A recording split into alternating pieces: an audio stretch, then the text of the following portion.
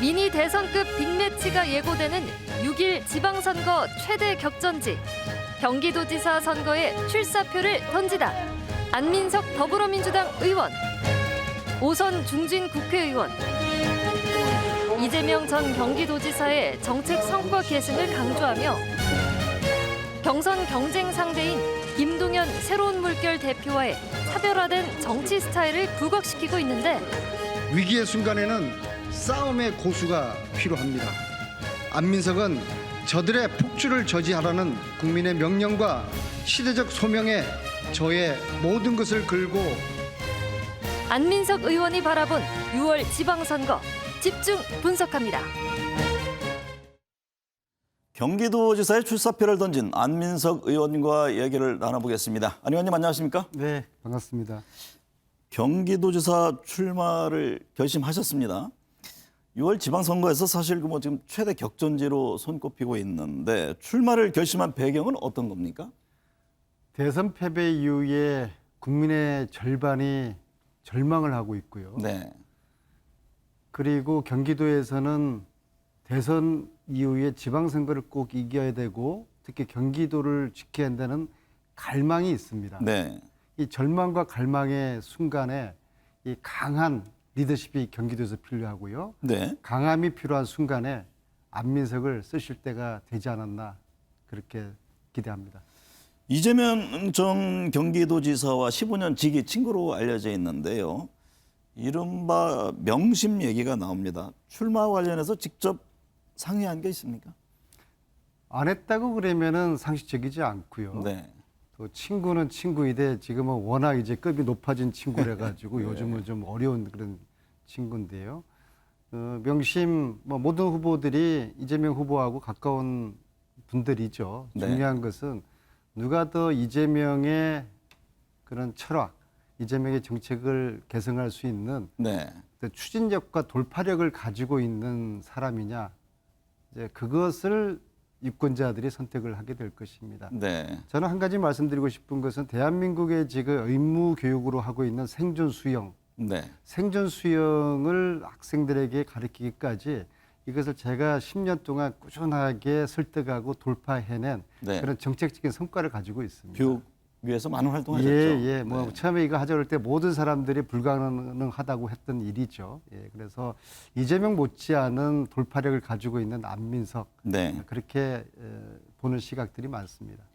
경기도 오산에서 오선 국회의원이신데 의정 활동을 하면서 느꼈던 경기도의 가장 큰 중요한 현안은 뭐라고 보세요? 반도체로 먹고 사는 이 경기도를 만들어야 되는데요. 네. 이것이 진행은 되고 있지만은 그래도 경기 남부가 세계적인 반도체 클러스터는 돼 있는데 부족한 점이 많아요. 네. 이재명이 시작했지만 완결하지 못한 거 안민석이가 완성하고 싶은데요.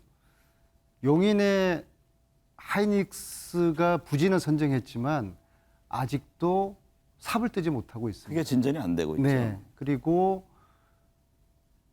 삼성이 또 다른 반도체 공장을 평택에 이어서 구하고 있어요. 몇백만 평을. 네. 이 문제를 해결을 해줘야 됩니다. 그래서 대안은 수원 비행장에 200만 평의 부지가 있어요. 이 비행장을 신속하게 이전하고 네. 그 부지 안에 삼성을 포함한 첨단 산업단지를 집어넣게 되면은 경기도뿐만 아니라 대한민국이 먹고 살 수 있는 그러한 먹거리를 생산할 수 있는 기지로 만들 수가 있습니다. 네. 이 문제를 경기도가 풀어야 되는데 중요한 것은 과감한 행정적인 결단이 필요합니다. 그러니까 돌파력 있는 행정, 이걸 통해서 아시아의 실리콘밸리, 실리콘밸리보다 더 강한 실리콘밸리를 네. 경기도에서 만드는 과감한 추진력, 네. 돌파력, 이게 굉장히 절실하다고 봅니다. 안민석 하면요, 국정농단 사태 때 앞장서서 그 탄핵을 주도했던 그런 정치인으로서 많은 분들은 이제 기억을 합니다. 최순실 씨의 그 은닉 재산을 주장했다가 1억 원 배상 판결을 받기도 했는데요. 돌이켜 보면 국정농단 사태 때 뭐 후회되는 점 이런 건 혹시 없으십니까? 최순실 300조 원익 재산 그것은 가짜 뉴스고요. 네. 제가 설마 뭐 그렇게 이야기했겠습니까? 네네. 이제 저쪽의 공격이고요. 자, 가짜 뉴스 프레임을 잘 모르시는 국민들께서 오해를 하시는 거고요. 그리고 저는 한 가지 미스터리가 있습니다. 네. 국정농단 특검 시절에 윤석열 검사는 최순실의 은닉 재산을 저는 파악하고 있었을 거라고 저는 봅니다. 네. 그리고 실제로 검찰총장 시절에 미스터리한 부분이 있다. 네. 상당 부분의 은닉 재산이 있을 것이다. 그런 이야기도 했었고요. 그런데 왜 최순실의 은닉 재산을 윤석열 검찰총장이 단 한 푼도 찾지 못했을까? 네. 이것이 저는 미스테리합니다. 네. 이 부분에 대해서 저는 언젠가는 윤석열 당선자, 윤석열 대통령 시절에도 이 부분에 대한 국민적인 해명과 설명이 필요하다고 봅니다. 네. 그리고요, 저는 국민들께서 제가 한 1000일 동안 저 혼자서 최순실 국정농단을 추적하지 않았습니까? 네. 국정농단과 맞서 싸우면서 죽음의 위기도 저는 넘겼고 감옥도 2차례나 갈 뻔했었는데요. 그럼에도 불구하고 진실을 밝히려 했던 한 정치인의 그래서 네. 결국에는 진실이 밝혀졌지 않습니까? 네. 한 정치인의 어떤 진념과 용기에 대한 평가를 국민들이 해주시고 기억하고 계신 것 같습니다. 네. 그리고 나라를 지켰던 안민석으로 가분한 평가를 받고 있고요. 물론 네. 제가 그 이후에 보수 세력의 미운틀이 박혀서 원흉이 되었죠. 네. 박근혜 정권을 몰락시킨 원흉으로. 네. 그래서 제가 그 이후에 최근까지 고소고발을 무려 14건을 제가 당했습니다. 네. 예. 그렇지만 국민들이 저를 용기 있고 집념 있는 소신 있는 정치인으로 기억해 주시는 것만으로도 가분하게 생각을 하고요. 네. 그래서 감사하게 생각하고 있습니다. 네. 경기도지사 후보 경선부터 지금 치열합니다. 안 의원님을 포함해서 김동연 새로운물결 대표, 또 염태영 수원시장, 5선의 또 조정식 의원, 여권의 잠재적 경쟁자인데요. 경쟁 상대들에 대한 평가는 어떻습니까? 뭐 상대에 대한 평가는 가능한 자제하려고 하고요. 네. 그런데 경선판이 커진 것은 상당히 긍정적이고 저는 환영하는 입장이고요. 단 이제 김동연 대표께서 6개월 전에 불과 6개월 전입니다. 네. 대통령을 출마하실 때 출마의 변이 2가지였습니다. 하나는 문재인 정권을 심판하겠다. 네. 두 번째는 양강 독식 구조를 깨겠다. 근데 6개월 후에 민주당에 지금 합당을 하시고 있어요. 네. 그러면 민주당을 깨기 위해서 민주당으로 걸어 들어오시는 것인지 네. 아니면은 문재인 정권을 심판하기 위해서 민주당으로 들어오는 것인지 6개월 전에 그 김동연은 유령이었는지 네. 6개월 전에 했던 이 2가지 부분에 대해서 민주당 당원들에게 정중한 사과와 해명과 설명이 필요합니다. 네. 그리고 이 해명과 사과 후에 합당을 하시는 것이 저는 순리라고 보고 있습니다. 네. 그리고 네네. 뭐 다들 훌륭하시지만은 결국에는 이 윤석열 정권에 맞설 수 있는 용기와 결기를 가진 우리 민주당 도지사 후보가 누구일지 네. 이것이 저는 일종의 시대 정신이라고 보거든요. 그래서 이 시대 정신을 얻는 사람이 경기도 민주당 후보가 될 것이라고 보고 한마디로 정의드리면은 누가 가장 민주당다운 후보일지 네. 그 후보를 당원들은 또 도민들은 찾고 있을 것입니다. 네. 아무래도 김동연 대표가 가장 강한 상대로 인식을 하시는 것 같아요. 그분에 대해서 말씀을 많이 하시는 거 보니까. 근데 그분의 현재로서는요. 지지도는 물안개 같은 거라고 봅니다. 네. 불과 뭐 한 달 전에 대선을 나오셨던 분이니까요. 네. 유승민 후보님처럼 지지도는 지금 높지만은 네. 물안개라는 것은 아침이 밝아올수록 태양이 뜨게 되면은 사라지는 그런 자연에 이치지 않습니까? 경선 룰 갖고도 벌써부터 뭐 신경전이 오가고 있잖아요. 신규 당원에 대한 투표권이라든가 뭐 100% 국민 경선제를 할 것이냐 여러 얘기가 나오는데 어떤 게 바람직하다고 보세요? 대선 패배했습니다. 네. 민주당 정권, 민주당에 대한 심판입니다. 네. 그래서 민주당이 정신 차려야죠. 그럼에도 불구하고 대선 룰 가지고 유불리를 따지면서 논란하는 것은 아직도 정신을 못 차렸다는 네. 그런 반증이 아닐까 싶고 유감스러운 것입니다. 경기장에 입장하는 선수가 룰을 바꾸자고 떼쓰는 것은 이거는 퇴장감이죠. 네. 출전시키지 말아야 되는 것이죠. 네. 그렇게 보고요. 저는 룰 문제 이전에 대선 마치고 민주당을 지키겠다고 들어온 젊은 청년들이 있습니다. 네. 소위 말해서 개딸과 양아들이라고 하는 청년들인데요. 이 청년들에게 이번 지방선거에 경선 투표권을 줘야 된다. 네. 이것을 저는 후보들이 합의를 해서 민주당의 내부가 상당히 골마 있거든요. 네. 수술을 자체적으로 못할 지금 지경이라고 저는 보고 있습니다. 네. 심각한데요. 청년들을 당의 중심에 세워서 민주당의 희망을 만들어 가자. 그리고 네. 그들에게 지방선거 경선 투표권을 주고 지방선거뿐만 아니라 8월 지방선거에도 이분들이 투표권 행사를 못하게 되어 있습니다. 네. 규정에 의해 가지고 이 규정 가감하게 고쳐서 전당대회까지도 그분들에게 투표권을 주자. 저는 그런 주장을 네. 드리고 싶습니다.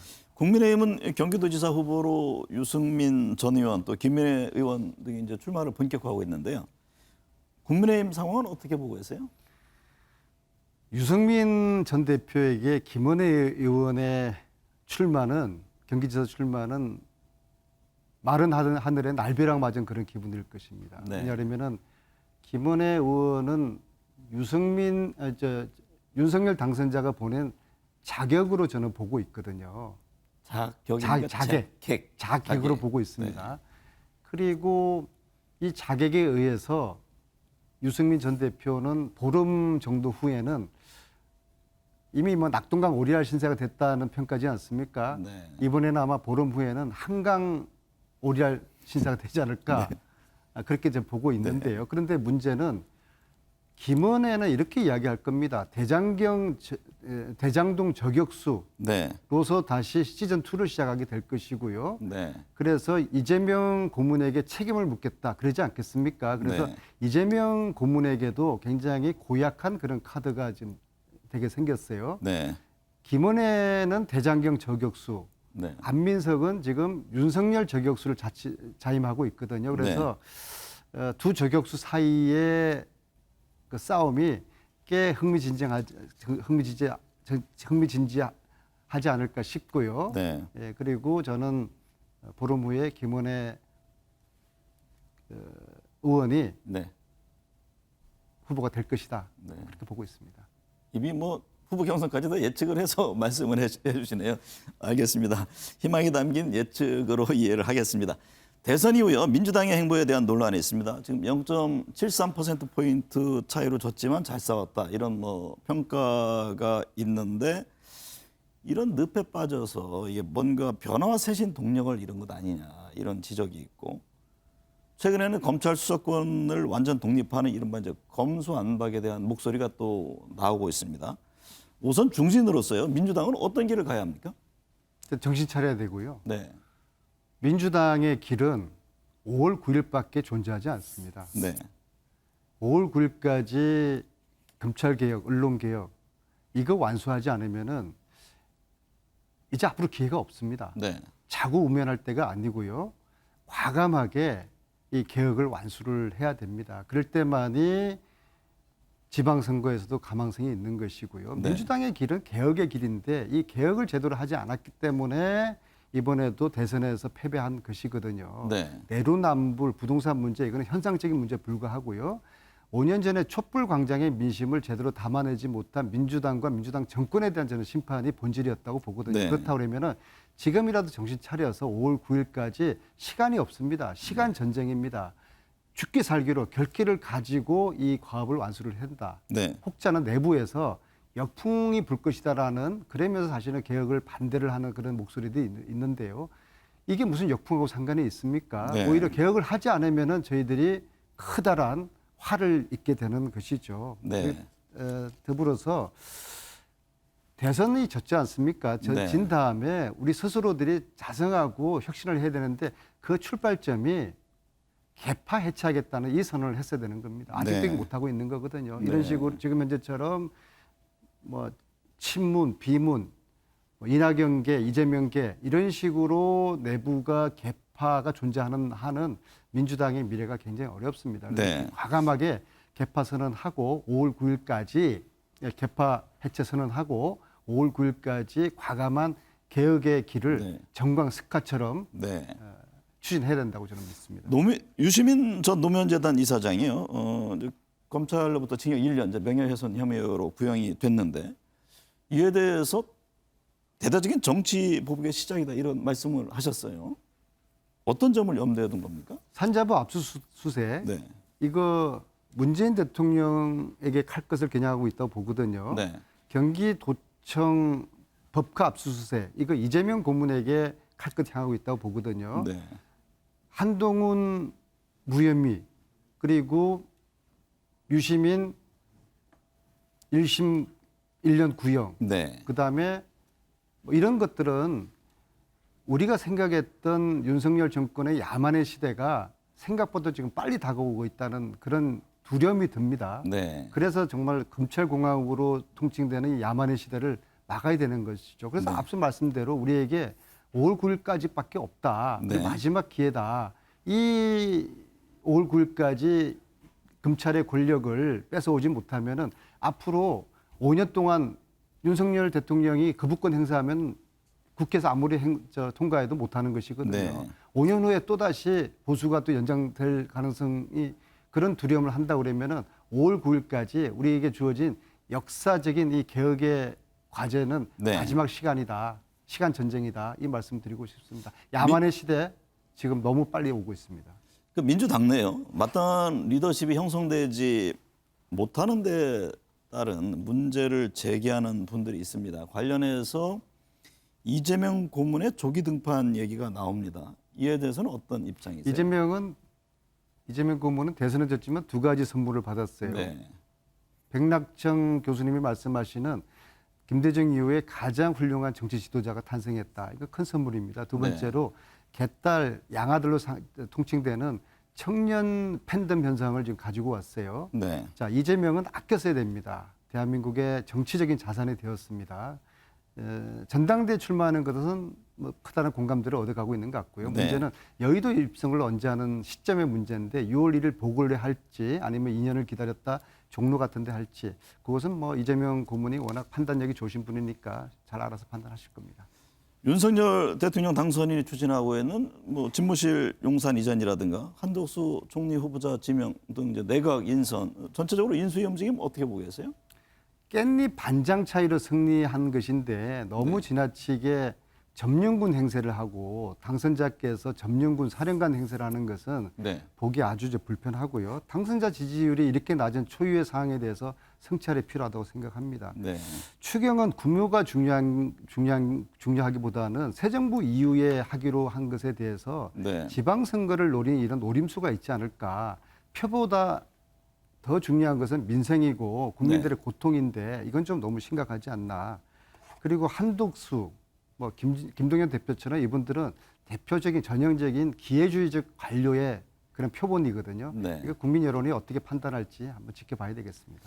안민석 의원이 경기도지사가 되면 이재명 전 지사와 같은 것은 뭐고 또 달라지는 것은 어떤 점입니까? 저는 우선적으로 이재명의 정책과 철학을 그대로 온전히 개성하겠다는 것이고요. 네. 여기다가 플러스 안민석의 10-10-1 정책이 있습니다. 네. 그 경기도를 10개의 상생생활권으로 나누고 그 상생생활권 속에 행복 기반 시설을 10개를 네. 넣습니다. 네. 그리고 이 10개의 상생생활권을 하나의 원철도로 연결하는 10-10-1 전략인데요. 네. 이게 이제 실현되면은 경기도의 교통 문제, 주택 문제, 일자리 문제가 동시에 해결할 수가 있고요. 네. 서울에서 이사하고 싶은 그런 경기도가 만들 것입니다. 네. 제가 10년 동안 오산, 수원, 화성에 이 상생협의체를 주도를 하면서 10년 동안 준비하고 네. 구상한 그런 정책이 10-10-1 정책입니다.